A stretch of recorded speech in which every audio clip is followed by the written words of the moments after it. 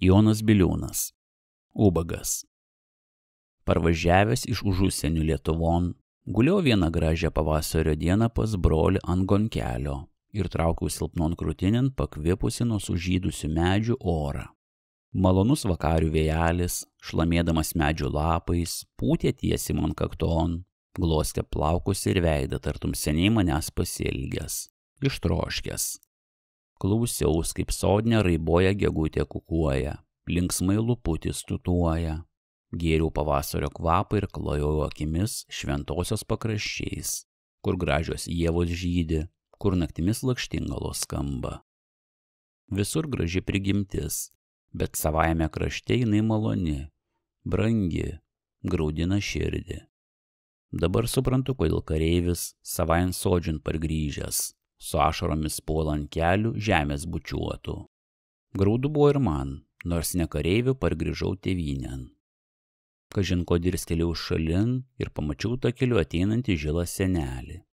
Iš ažų statinės tvoros negalėjau inti jį gerai įsižiūrėti, negalėjau net pažinti, ar tai buvo ubagas, ar taip savo žmogus, nes ėjo nepasirimščiuodamas, ne taip, kaip ubagai moka eiti.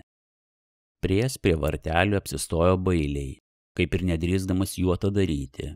Paskum pamatęs mane gulinti dar labiau nusiminė ir drebančių balsų paklausė.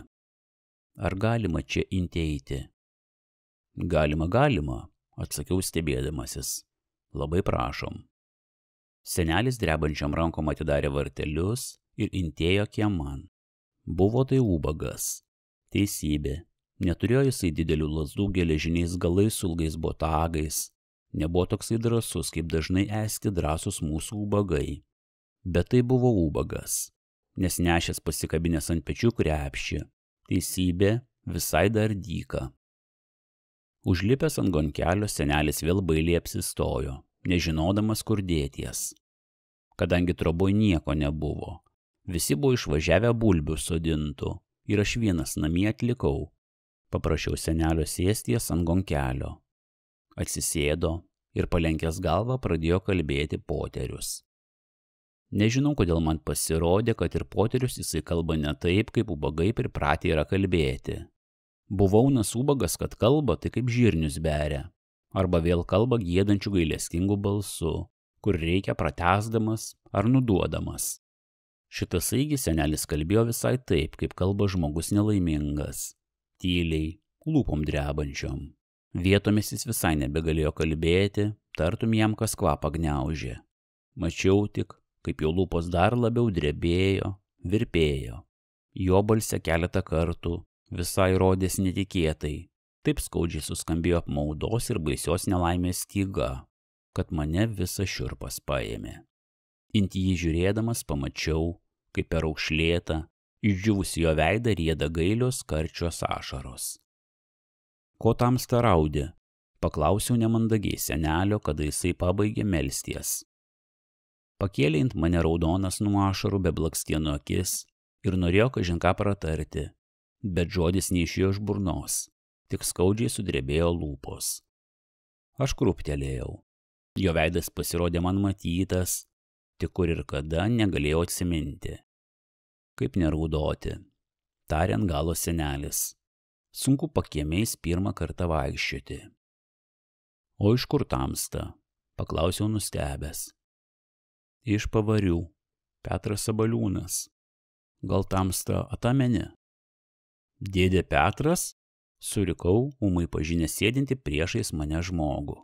Atsirėmiau alkūnio pagalvį ir nustebusiam akim žiūrėjau ant senelį. Kaip tai? Petras Sabaliūnas, kurį iš pat mažumės pažinau kaip po turtingą pasiturinti žmogų, kursai buvo geriausi mano tėvų kaimynų ir bičiuolių, dabar ubagas. Visokios nelaimės aplanko žmogų šioje ašarų pakalnėje, bet toksai atsitikimas, ūmus ir netikėtas, man buvo visai nesuprantamas. Teisybė, kai mano tėvai numirė, Petras Sabaliūnas nustojo mūsų namus lankęs ir aš išvažiavęs mokytus, kokį 15 metų jo iš artie ir nemačiau, bet parvažiuodamas retkarčiais savo tėviškien visados girdėdavau, kad Petras Sabaliūnas gyvenas kaip gyvenęs, gerai ir laimingai, kad savo dvi dukterį jau išleidęs už vyrų ir vienų bičių, kiekvienai davęs po 20 kilmų. Reikia paminėti, kad Petras Sabaliūnas labai mylėjo bites.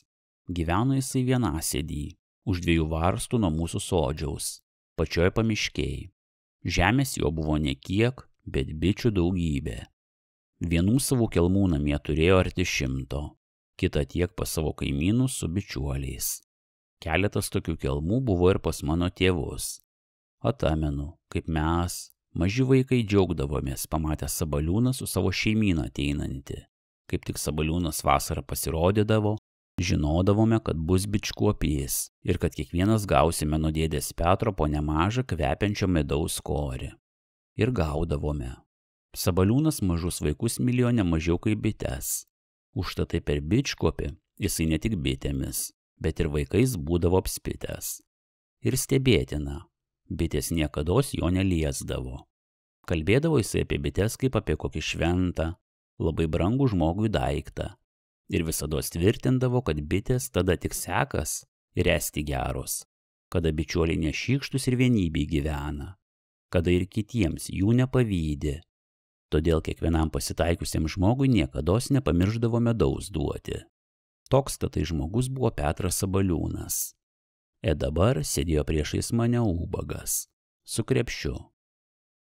Tai tamstos gal namai sudegė ir žemės nebeturi, neiškentėjau nepaklausęs. Tebėra ir namai, ir žemė. Tai kodėlgi tamsta kalėdoji? Sūnus išvarė.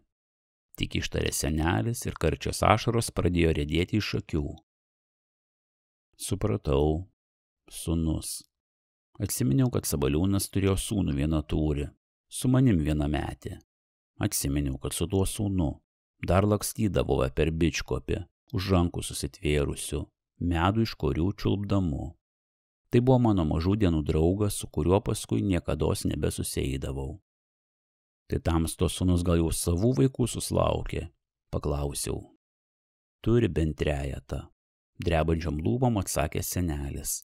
Jau 4 metai, kaip jam visą atadaviau. Nieko taip ir negailiu, kaip jo vaikų. Taip juos mylėjau. Išsigandę, išplėstom akelėmis lydėjo mane, kaip ėjau iš kiemo. Gal ir jie kada nors taip varys iš namų savo tėvą. Ir senelio akise vėl pasirodė ašaros. Ar tamsta int savo dukteris nesiglaudėjai? Kur man inties glausties? Turi jos savo vyrų tėvus dar gyvus, tegul tik juos moka mylėti. Nėra tenai man vietos. Žinai, senas žmogus visur nemalonus. Argi visur? Ar neatamini tamsta senų žmonių pasakos? Įsodino kartą sūnus žilą tėvą ragelės ir veža iš namų. Jo mažas vaikas paskum bėga. Atavežė miškan, išvertė senį po pušimis, rageles šalin numetė ir eina namo.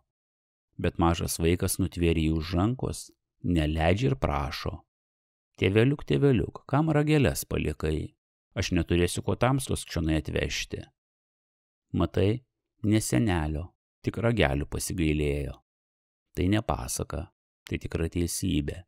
Ne vienas išaugęs norėtų kuo greičiausiai savo tėvus iš namų išvežti. Tik nedrįsta arba gėdžias. Bet atsiranda tokių, kurie ir gėdos neturi. Na, tamstos bitės, atsiminiau paklausti. Taip baigė jau nykti, tik 5 kelmai beliko. Kur namuos vaidai, ten bitėms ne vieta. Tai kur tamsta dabar gyveni? Niekur. Kaip išvarė krepšių užmovęs, taip pats nepajutau, kaip čionai atėjau. Vis gausi vietelę pas kokį kampininkėlį. Nedaug man reikia. Supratau, kad negražu taip žmogų klausinėti, tik gurdinti. Atsiminiau, kad reikia jam kas duoti. Ir pajutau, kaip mano veidas visas užkaito. Nieko prie savo neturėjau. Nieko negalėjau atsilyginti tam seneliui, kuris kiek kartų man mažam buvo davęs pilnus medaus korius, kuris medui tam savo rankom nekartą glostė man mažam galvą. Atsikėlęs susiieškojau peilį ir intėjau kamaron. Iš ten išnešiau didelę duonos riekę. Atleisk man tamsta, kad nieko tamstai negaliu padėti. Kalbėjau visas išraudęs, duodamas seneliui duonos riekę. Nulenkė žemai žilą galvą, kaip ir slėpdamas nuo manęs savo veidą. Padėkojo drebančiu balsu ir drebančiom rankom paėmė duoną. Peržegnojo ją ir indėjo krepšin. Mačiau, kiek skausmo, kiek jausmų sukėlė jo krūtinėje tas pirmasis duonos kąsnelis, iš svetimųjų išprašytas. Sumišęs, nežinodamas, kas besakyti, vėl pradėjau, visai ne vietoj, atsiprašinėti senelio, kad nieko negaliu jam padėti. Jaučiau, kad dalį amžinos vaikų kaltės ir aš savyje nešioju. Kuo tamsta man padėsi? Aš nieko daugiau nuo tamstos negaliu reikalauti, atsakė jau ramiu balsu Sabaliūnas, net ir man ramiau rados. Mano dienos neilgos, suskaitytos, daug man nereikia, pragyvesiu. Girdėjau ir tamsta sergi, paklausė jisai mane. Sirginėju, atsakiau, atvažiavau tėvynėn pasilsėtų. Pasitaisysi čionai po pušinėlius vaikščiodamas, padrąsino mane senelis. Šitą ligą tamsta miestuose gavai, tai nuo mokslo ir dulkių. Kad kuniguos būtumėjęs, gal dabar sveikas būtum. Bet Dievas ne kiekvienam dvasią šventą duoda, kad ir mokytam. Taip kalbėdamas senelis lingavo savo žilą galvą. Paskui atsisveikino su manim ir išėjo iš kiemo. Girdėjau, kaip už vartelių pradėjo balsu melsties už savo prietelius ir geradarius.